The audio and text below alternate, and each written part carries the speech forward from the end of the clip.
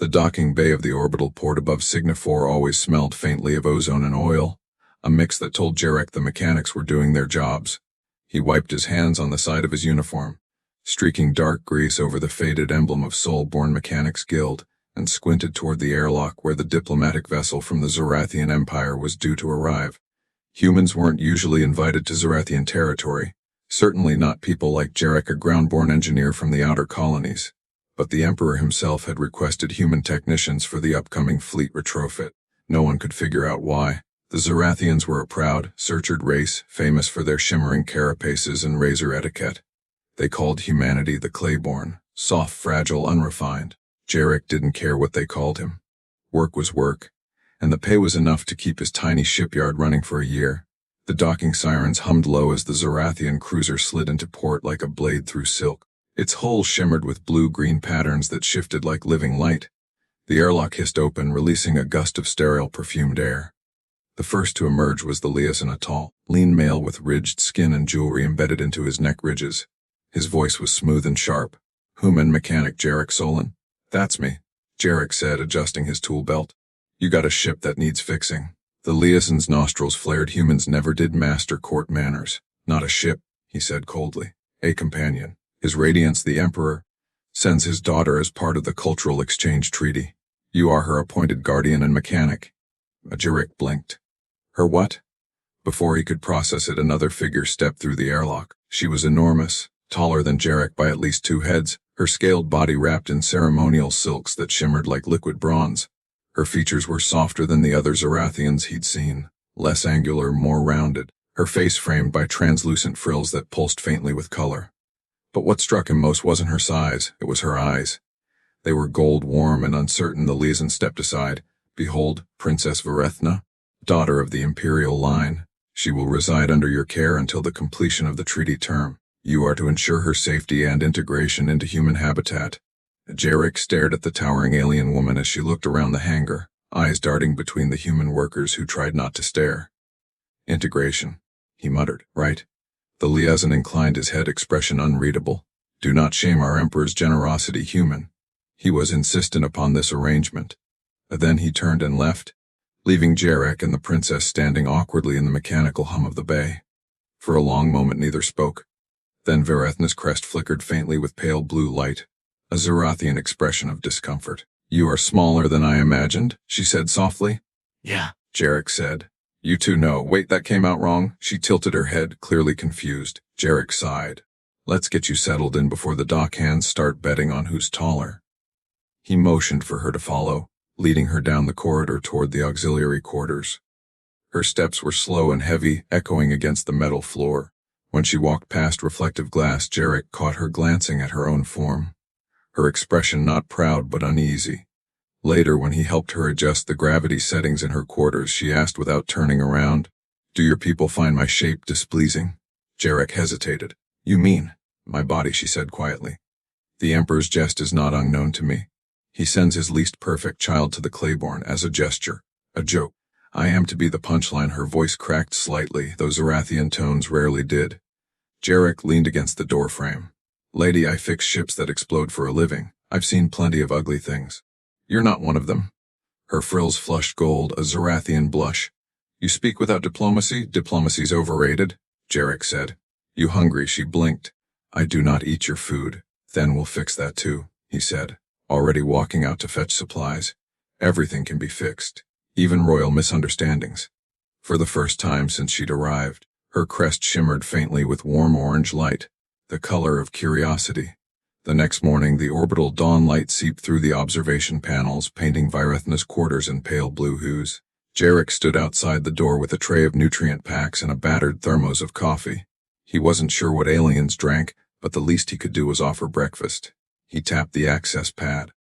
After a long pause, her voice came through, soft, hesitant. "Enter." He stepped inside and froze for a moment.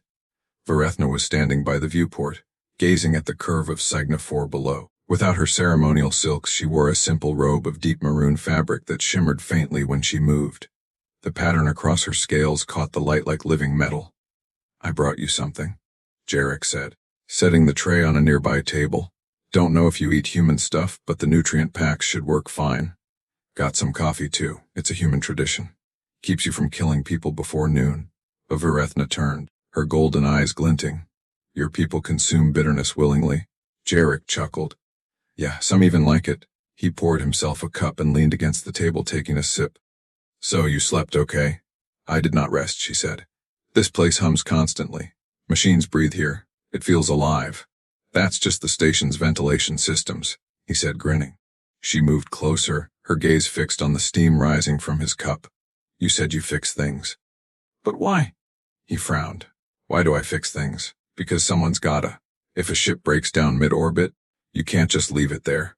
You fix it, or people die. No, she said quietly. Why you? Jarek looked down at the cup, then shrugged. Because it's the only thing I'm good at. My dad was a mechanic, his dad too. Guess it's in the wiring. She seemed to think about that for a long moment, her frills twitching faintly. Then she said, among Zarathians, to repair is considered low service. We do not touch what is broken. We replace it. Jarek looked up. Maybe that's why your ships look pretty but break down every time someone sneezes. Her eyes widened slightly, shock first, then amusement. You speak like no one I've met before. I get that a lot, he said. That afternoon, the first of the Emperor's ships arrived for maintenance. The vessel of Dawn, a war frigate, needed complete resynchronization of its drive core. The Zarathian engineers hovered near the work bay, glaring suspiciously at Jarek and his small human crew. But when Jarek crawled under the reactor panel, hands deep in the power conduits, he worked with the same quiet focus that made even the skeptical aliens pause. Sparks flew, the hum of engines deepened. The entire bay vibrated. When he emerged, face streaked with oil, he said, Try it now. The ship's reactor spun up with a perfect harmonic resonance, no fluctuation, no error lights. The Zarathian engineers exchanged uneasy looks. Vireth'na, standing near the control console, tilted her head. Didn't mean to, Jarek said with a grin. Just fixed what your guys overlooked. Her crest flared gold again. You make light of talent, human. It's not talent, he said, cleaning his hands. It's patience. That night she found him again in the maintenance bay, sitting beside an old shuttle's open hull. He was tuning an engine coil by hand, humming softly to himself. Your people sing to machines, she asked. Stepping closer, sometimes, Jarek said. Helps them behave. You treat them as living things. They are, in a way, they just don't talk back. Vireth'na lowered herself beside him, her massive frame surprisingly graceful. The scent of polished metal mixed with her faint perfume. Something floral but sharper. Do you miss your home, she asked. Jarek looked up at the viewport. Home's a tricky word. It's where you feel you belong. Haven't felt that in a long time. Why not? He hesitated. Lost someone there. Haven't gone back since. Her eyes softened. Mate. He gave a humorless laugh. Nah, my brother. Reactor accident. I was supposed to be there that day. I wasn't. Silence lingered between them, filled only by the soft hum of machinery. Then Vireth'na said, Among my kind, grief is hidden, displaying it as weakness. But I think your way is stronger. My way. To keep walking with the wound still open. Jarek turned to her then, studying her expression. For someone who came from a world of elegance and cruelty, she seemed strangely sincere. You know, he said quietly. For someone your emperor sent as a joke, you're not very funny. Her frills flickered pale gold, the Zarathian equivalent of a shy smile. Perhaps I am defective even in that. He grinned.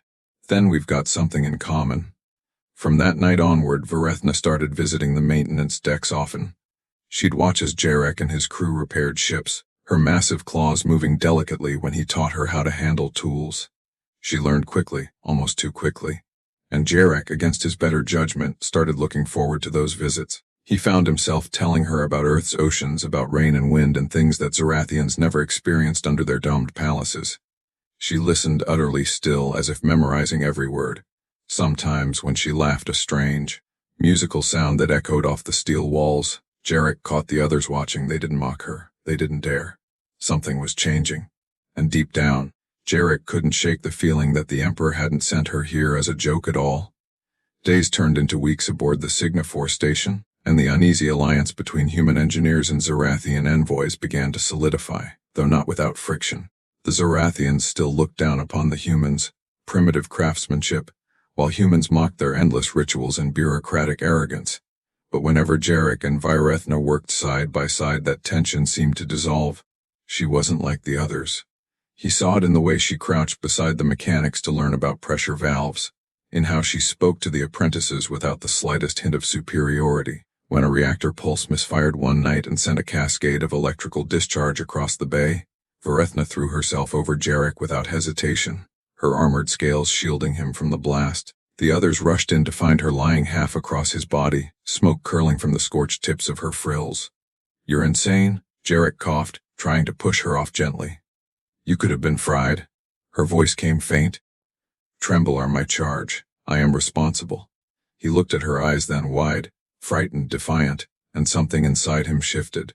Later, when he visited her quarters with the med techs, he saw the thin cracks across her scales like fractured glass. Zarathian physiology would heal fast, but still the damage looked painful. "You didn't have to do that," he said quietly as the med drones applied a gel to her wounds. "I did," she replied simply. "You fixed my ship. I fixed my mistake." "Your mistake?" She looked away. "When my father sent me here, I believed his words, that I was to be ridiculed. I thought I would hate this place. But instead I learned." Jarek leaned on the doorframe, arms crossed. "Learned what?" "That broken things do not need replacing. They can still have purpose." He smiled faintly. "That's the first good thing your emperor's ever taught anyone." But she didn't smile. Her crest dimmed to a dull gray. "You do not understand. The emperor's eyes are everywhere. He does not forgive those who defy his symbolism. Sending me here, he meant it as humiliation.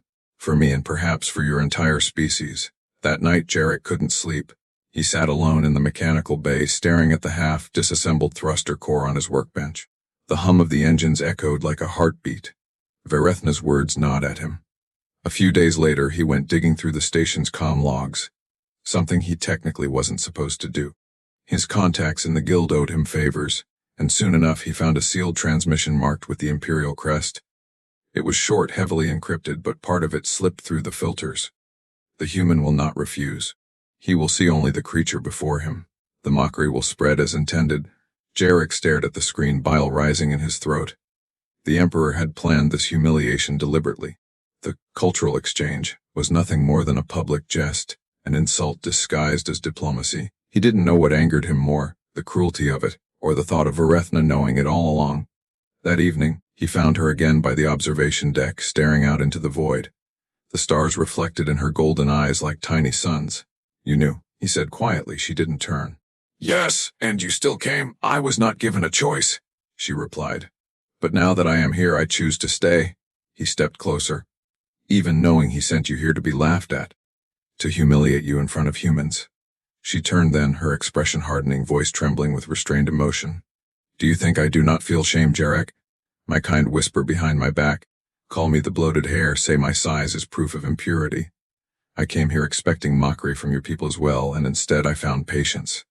Warmth, a man who treats me as more than a symbol." Her frills glowed faintly amber, her tone softening. "Do you not see? He thought to shame me. But you have given me something the Empire never did, dignity." Jarek's throat felt dry. He hadn't meant to do anything special. He just treated her like a person. But the realization hit him with quiet force. No one had ever done that for her before. A low chime interrupted them, the sound of a proximity alarm. Jarek turned to the viewport. A massive ship was emerging from hyperspace, its hull painted in Imperial sigils.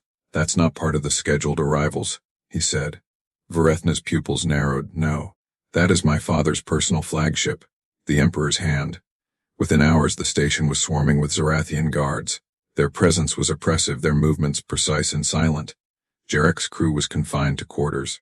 Vireth'na was summoned to the audience chamber built into the upper decks. Jarek wasn't invited. But that didn't stop him from sneaking in. Through the maintenance shafts, he crawled into the shadows above the chamber's domed ceiling. Peering through the grates below, there stood the Emperor, a colossal figure draped in regal silks, his carapace polished like obsidian. His voice filled the chamber like thunder. "You have dishonored your lineage, daughter, consorting with Claiborne, laboring among them like a servant." Vireth'na stood tall despite trembling. "I have learned from them. They build, they repair, they endure. Perhaps our empire could learn the same." "Enough," the Emperor roared. "You were sent here as a jest, and yet you shame me with sentiment. Do you wish to remain among the filth?" Jarek's fists clenched in the shadows. Then Vireth'na said something that silenced the hall. "Yes, I do." The Emperor stared at her, his frills stiffening like blades. "Then you are no daughter of mine." He raised his hand and the guards surged forward. Jarek didn't think. He dropped from the vent, landing hard on the polished floor between Vireth'na and the guards. "Touch her and I'll tear your fancy armor apart piece by piece," he growled. The chamber froze. For a moment, the Emperor simply looked at the human standing between him and his outcast daughter. Then he laughed a low, dangerous sound. "You would defy an Emperor, mechanic." Jarek didn't blink. "I fix what's broken, and right now, that includes your damn heart." The laughter stopped. The Emperor's gaze turned cold as the void itself. "Then you will die with her." The silence after the Emperor's words was suffocating. The Zarathian guards leveled their plasma pikes, the air vibrating with their charge. Jarek's pulse hammered in his ears, but his stance didn't falter. He'd faced engine cores exploding at point-blank range. A few alien soldiers weren't going to scare him. Vireth'na stepped forward, her voice sharp with command. "Stand down," she ordered, but the guards hesitated only a fraction.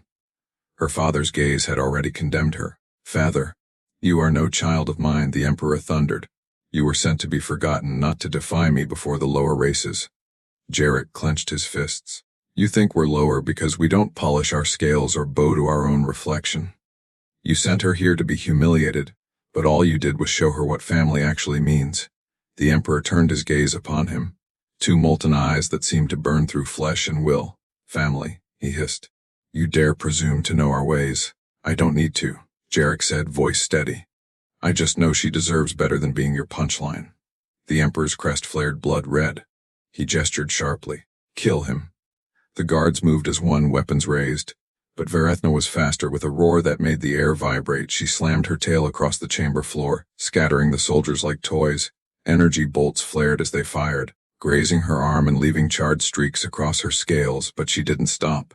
She swung again, grabbed Jarek by the waist with one clawed hand and charged toward the corridor. "Run," she shouted. Jarek didn't argue. They sprinted through the halls, alarms wailing behind them, crimson light flooding every passage. The heavy thud of armored boots echoed through the deck. "This way." Jarek pointed toward a side hatch. "Maintenance conduit. It leads straight to the lower hangars." They plunged into the narrow tunnels, the hum of the station's core vibrating beneath their feet. Sparks rained down as blaster fire struck the walls behind them. "Why are you doing this?" Jarek shouted over the noise. "You could still go back." "I made my choice," she growled. "You gave me something my father never did, truth. I will not let him take it away." They burst into the hangar where a dozen human technicians were already barricading the entrance. Jarek's crew, those who had watched him and the princess with wary admiration, stood ready with improvised weapons. "Boss," one of them yelled. "We heard the comms. What the hell's going on?" "Long story," Jarek said. "Grabbing a plasma cutter, short version. The Emperor wants us dead." "Then let's disappoint him," said one of the crewmen grimly. As Zarathian troops poured into the hangar, the humans opened fire, crude pulse rifles spitting blue bolts across the gleaming floor. Vireth'na leapt into the fray, shielding the smaller humans, her massive frame absorbing hit after hit. Her claws tore through armor like paper. Jarek ducked behind a crate, overriding the docking controls. "We need a ship." "There," one of his engineers shouted, pointing toward an old career shuttle. "It's patched, but she'll fly. Good enough," Jarek barked. Vireth'na stumbled, a plasma burn searing across her shoulder. Jarek ran to her, grabbing her arm. "Come on, move." They sprinted across the hangar floor under a storm of fire, reached the shuttle and dove inside. Jarek slammed the hatch shut and jumped into the pilot's seat, fingers flying over the controls. The engines coughed, sputtered, and roared to life. "Hold on," he yelled as the shuttle lurched upward, scraping the ceiling before blasting through the containment barrier in a shower of sparks. The void swallowed them whole, stars spinning wildly beyond the viewport. "Are we free?" Vireth'na asked, her breathing ragged. "Not yet," Jarek said, scanning the sensors. "They'll have interceptors out in seconds." As if on cue, 3 Zarathian pursuit craft blinked into existence behind them, their plasma cannons glowing hot. "Jarek," Vireth'na said softly. "Leave me. They want me, not you." "Not happening," he snapped. "You're my responsibility." "No," she said, her voice breaking. "I am your ruin." He glanced at her, her scales flickering weakly in the starlight, her crest dimming from exhaustion. "You think I care about that? You saved my life. Twice you stood up to your father. You showed me what real courage looks like. If that's ruin, then I'll take it." Her gaze lingered on him, unreadable. Then, quietly, she said, "You are strange, human." "Yeah, I get that a lot," he muttered. The shuttle shuddered violently as plasma bolts tore through the shields. Warning sirens screamed. Hang on. Rerouting power to aft thrusters, Jarek yelled, slamming switches. If we can hit the debris field near the moon's shadow, we might lose them. The shuttle dove into the darkness, weaving through the skeletal remains of derelict ships and frozen fragments of metal. Explosions flared behind them. One of the Zarathian interceptors clipped a wreck and vanished in a burst of light, but the other two kept coming. We can't outrun them, Vireth'na said, gripping the edge of the console. Their engines are superior, maybe, Jarek said, grinning through the sweat. But their pilots aren't me. He cut the main engines and flipped the shuttle in a reverse spin, igniting the plasma vents manually. The sudden burst of energy blinded the pursuing ships. Jarek fired the aft cannons, hitting one clean in the reactor. The explosion lit up the debris field like a second sun. The last interceptor veered away, signal fading into the void. Jarek slumped back in his seat, chest heaving. Told you, humans don't quit easy. Vireth'na looked at him silent. Her scales shimmered faintly, reflecting the dying light of the explosion. My people would call that madness. He smiled. And you? She leaned closer, her voice barely above a whisper. I call it beautiful. The hum of the engines filled the silence that followed outside. The stars stretched endlessly ahead. Jarek looked at the navigation panel. There's an outpost 2 jumps away. If we make it, we can hide long enough to figure out what comes next. Vireth'na nodded, though her eyes remained distant, shadowed by something he couldn't quite read. What comes next, she repeated softly. That may depend on what my father does now. Let him come, Jarek said. He'll find we don't break easy. But deep down, he knew the Emperor wouldn't just let them disappear. Not after this. As the shuttle vanished into the warp corridor, Vireth'na closed her eyes, and for the first time in her life, she prayed, not to the cold gods of her empire, but to the fragile, reckless spirit of the human beside her. She prayed that whatever waited at the end of the stars, they would face it together. The warp corridor spat the shuttle out into the silent dark of a forgotten sector, uncharted space littered with asteroid shadows and the ruins of an ancient relay station. The console lights flickered weakly as the engines cooled. Jarek exhaled, shoulders slumping. We're clear for now. Vireth'na leaned against the wall, her breathing shallow. Her shoulder wound had deepened, the plasma burns were seeping a faint silver ichor. You should have left me, she whispered. Jarek turned from the controls. You've already had this talk. You're not cargo I can jettison when the trip gets rough. Her gaze softened. You still do not understand, do you? He frowned. Then tell me. She looked down at her claws, the gold in her eyes flickering faintly. The Emperor did not send me here only as a jest. He sent me because I am different, not merely in form. She paused, searching for the words. Among my kind, size is a reflection of genetic dominance. I was born with a mutation, denser tissue, heightened strength but uncontrolled. The court physician said I carried an instability, a flaw that could disrupt the purity of our lineage. They called it the human defect. Jarek blinked. The human defect. Yes. Her voice trembled. Our oldest records speak of an experiment millennia ago. Before your species rose from your cradle, Zarathian scientists used human DNA in attempts to create hybrid vitality, creatures with emotion and resilience. It was abandoned, outlawed. But traces of that lineage reappeared in me. Jarek stared, the weight of her words sinking in. So your father saw me as an abomination, she finished quietly. He sent me to the humans not only to mock you but to erase me. The truth hit Jarek like a gut punch. She wasn't just a pawn in his political game. She was his shame, his secret buried under the guise of diplomacy. He stood and crossed the narrow cabin, crouching beside her. You're not some defect, Vera. You're the best damn thing that's happened to this cold galaxy. Her crest flickered gold at the nickname Vera. No one had ever shortened her name before. You think too kindly, she murmured. No, Jarek said, his voice firm. I think honestly. You saved my life. You stood up to a tyrant. He hesitated, searching her face. You made me remember what it feels like to care. Vera looked at him, then really looked. The dim emergency lights traced the lines of his tired face, the grease still smudged across his jaw, the steady fire in his eyes. For the first time she reached out, her massive clawed hand brushing against his chest, careful, trembling.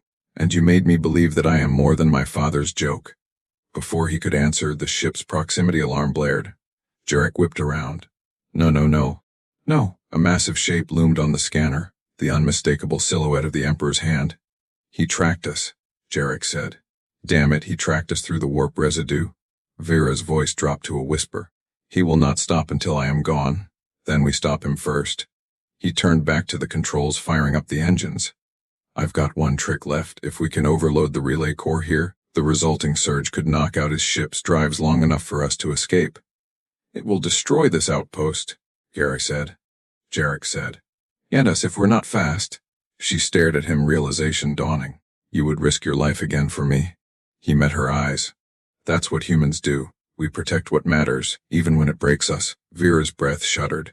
She looked down, then nodded once. Then we do this together. The next hour was a blur of motion. They landed the shuttle near the dead relay's power core, ancient circuits humming weakly as Jarek rerouted the conduits by hand. The Emperor's ship descended through the dark like a shadowed god, its cannons already warming. Almost there, Jarek muttered, sparks flying from the panel. When I say run, I am not leaving without you, Vera said. He shot her a quick look. I wasn't planning on staying behind. When the final circuit engaged, the relay's heart began to glow with unbearable light. The Emperor's voice thundered through the comms. Daughter, you cannot hide from what you are. Vera stepped forward, activating the transmission. You are wrong, father. For the first time, I am not hiding. The Emperor's face appeared, cold and furious. You would side with this Claiborne against your own blood. She glanced at Jarek, then back at the image. You showed me what it means to be alive. You showed me only how to obey. Then you will die with him. Vera turned to Jarek. She said. He hit the final switch. The relay erupted. A burst of white energy tore through the void, swallowing everything. The shockwave slammed into the Emperor's hand, ripping through its shields and sending it spiraling away into the darkness. Inside the collapsing outpost, Jarek and Vera ran for the shuttle as debris rained from the ceiling. Metal groaned, gravity faltered. A falling girder pinned Jarek to the floor. Go, he shouted, blood on his lips. You have to go, Vera roared, shoving the twisted beam aside with impossible strength. She lifted him, half carrying him through the smoke. The shuttle door sealed behind them just as the station detonated, hurling them into hyperspace like a shooting star. When the world steadied, there was silence. Jarek opened his eyes. He was lying in the co-pilot's seat. The stars moving lazily outside, his ribs ached, but he was alive. Vera was at the controls, her shoulders slumped. Her scales were dim now, exhausted. Vira, he croaked. She nodded slowly. The Emperor's ship is gone. His signal silent. Told you we don't quit easy. She turned to him, her gaze soft. You are broken, reckless, fragile, and magnificent. He laughed, wincing at the pain. Takes one to know one. Vera reached out, brushing her fingers against his hand. Gentle, deliberate. Perhaps that is what binds us. Two broken things that refuse to be replaced. Jarek squeezed her hand back. Then maybe we'll build something new. Outside, the stars stretched endlessly ahead, uncharted, waiting. The galaxy would whisper rumors of the runaway princess and the human mechanic who defied an empire. But none would know the truth of what they'd built in the silence between worlds. Somewhere far behind them, the Emperor's crippled ship drifted, its lights fading. For the first time in Zarathian history, a story had ended not with conquest, but with compassion, and in that quiet, infinite space, the daughter once sent as a joke and the human once dismissed as clay found the same truth that echoed through every world that had ever known loss and love. Not all broken things are meant to be thrown away. Some are meant to be remade together.